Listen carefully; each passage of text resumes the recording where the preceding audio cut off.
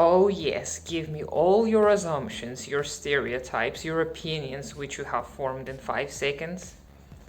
Oh, wait, don't. I'm interested in human interaction, not in useless banter, not in I have a right to spew nonsense.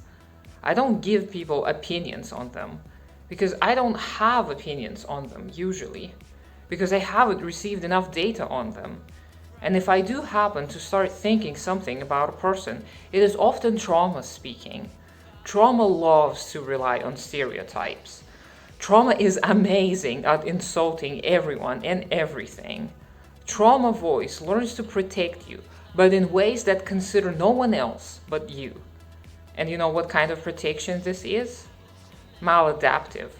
You feel further away from others when you're surrounded by stereotypes, when you have a label for everyone who ever crosses your path. You may feel separated, alone, frustrated. You, a complex human being, encircled by paper people, all of their steps predictable by your all-knowing brain. Oh wait, they do something out of character? Now you're even more frustrated, bewildered. Why? Why are people not like you? Why don't people like you? Well, perhaps you have to start examining the evidence. The easiest is to start with oneself. What do you know about yourself? Where does this information come from? Childhood, adolescence? Who shaped your perception of yourself? What scared you before? What scares you now? If you honestly partake in the process of learning yourself, slowly, very slowly, you will begin to see how the tangle of incomprehensible bits and pieces unravel, and perhaps one day you'll see with the eyes less clouded. It is a ton of work though, and you have to engage in honest analysis of oneself. It is much easier to keep spewing nonsense at strangers. It is easier to keep your narrow definition of everything. But don't be surprised if loneliness knocks at your door. Don't be surprised to be wrong. Don't be surprised to be disliked. Or maybe try learning. Learning the complexity of the world, all the intricate nuance of the ever-changing, always evolving living beings that cannot be sliced thinly enough to examine them closely enough. Understand that to understand the human world, you have to let it be outside of yourself, outside of the universe that has formed in your childhood, that was meant to be easy to digest and predictable. Understand that to accept other human beings, you have to accept them whole and see that their whole is inseparably intertwined with the complexities of the world around them.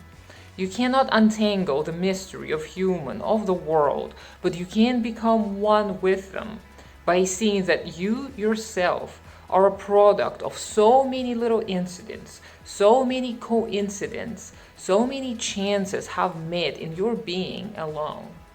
And in this complexity, a paradox arises. The more you see the nuance, the more you see the simplicity. The unity, the wholeness that has always been there, not some ominous spirit or an indifferent energy, but the collection of the myriad of molecules always moving, always rearranging themselves. And in this dance of microparticles, we're all stuck, alone and together, so complex, yet so simple. Connect with yourself, honestly ask yourself, and give an honest answer. And in this honesty, you'll see, most likely, surprisingly, a lack of violence, a lack of desire to control and manipulate, and an ability to adapt, change together with the tides of the waves of history. Let yourself firmly but gently be moved and move them yourself. The movement is never yours alone, but ours. In our collective stirring, we humans have performed amazing feats of wisdom, courage, innovation.